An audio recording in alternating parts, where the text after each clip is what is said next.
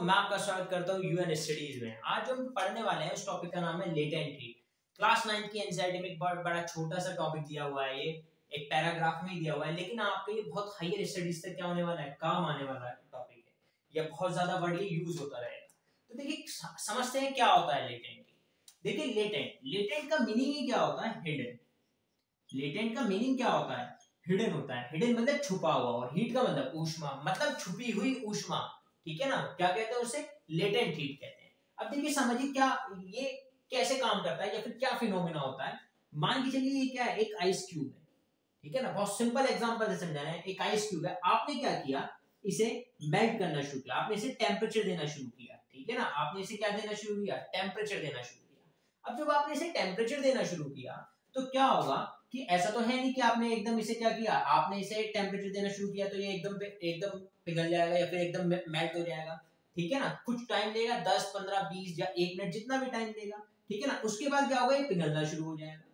जब ये मेल्ट होना शुरू हो जाएगा, जैसे ही स्टार्ट होगा मेल्ट होना, तो मतलब वो क्या होगा कि अब हम इसे इतना टेम्परेचर दे चुके हैं या फिर इतनी ऊष्मा दे चुके हैं कि अपने मेल्टिंग पॉइंट पर पहुंच गया। मेल्टिंग पॉइंट का मतलब कि ये इतने टेम्परेचर पहुंच, इतना टेम्परेचर से दिया जा चुका है कि ये क्या होना शुरू हो जाए, मेल्ट होना शुरू हो जाए। तो जब ये मेल्ट होना शुरू होगा, वही इसका क्या होगा, मेल्टिंग पॉइंट होगा।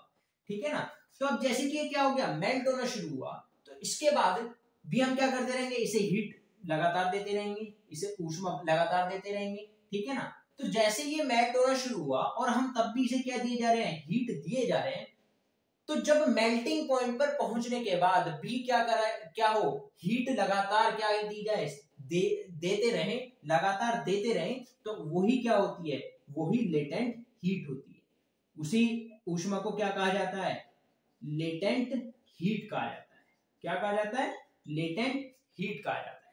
दोबारा समझिएगा कि क्या होता है कि एक आइस क्यूब लिया, हमने उसे क्या करना शुरू किया, टेम्परेचर देना शुरू किया। जब हमने उसे टेम्परेचर देना शुरू किया तो क्या होगा, थोड़ी देर बाद वो अपने मेल्टिंग पॉइंट पर पहुंच जाएगा। मेल्टिंग पॉइंट का मतलब जब वो क्या होना शुरू हो जाएगा, मेल्ट होना शुरू हो जाएगा। जब वो मेल्ट होना शुरू हो जाएगा, उसके बावजूद भी हम क्या करते रहेंगे, उसे हीट देते रहेंगे।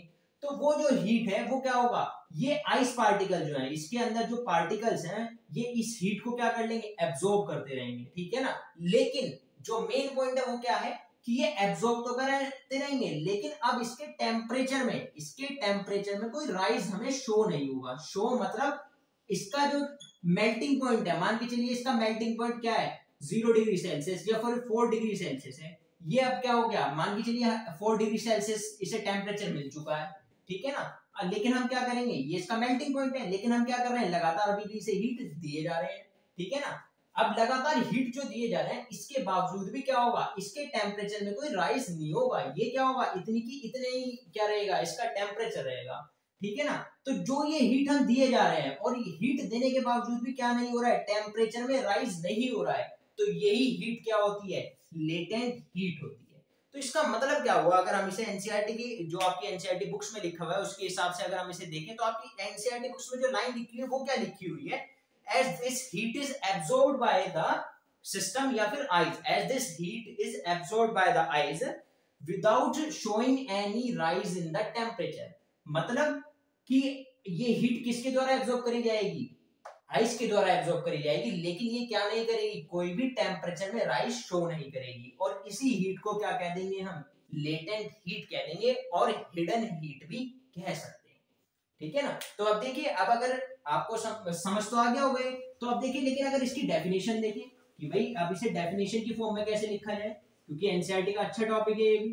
ठीक है ना, तो अब देखिए एनसीईआरटी के जो इसकी एनसीईआरटी की लैंग्वेज आपकी बुक्स में दी हुई है, उसमें इसकी डेफिनेशन क्या है, the amount of heat energy, the amount of heat energy,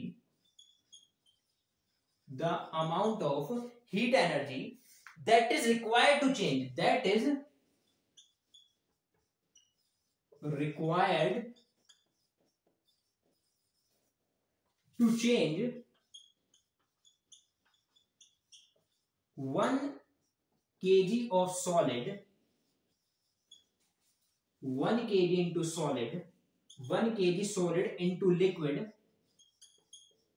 at atmospheric pressure, at atmospheric pressure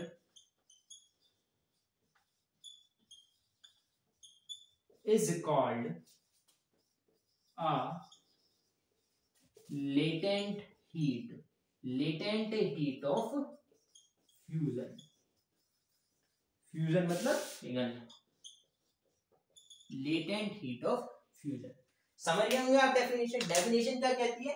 the amount of heat energy that is required to change 1 kg of solid into liquid. वो energy या फिर वो heat जो कि require होती है 1 kg of solid को किसमें चेंज करने के लिए? लिक्विड में चेंज करने के लिए at atmospheric pressure is called a latent heat of fusion.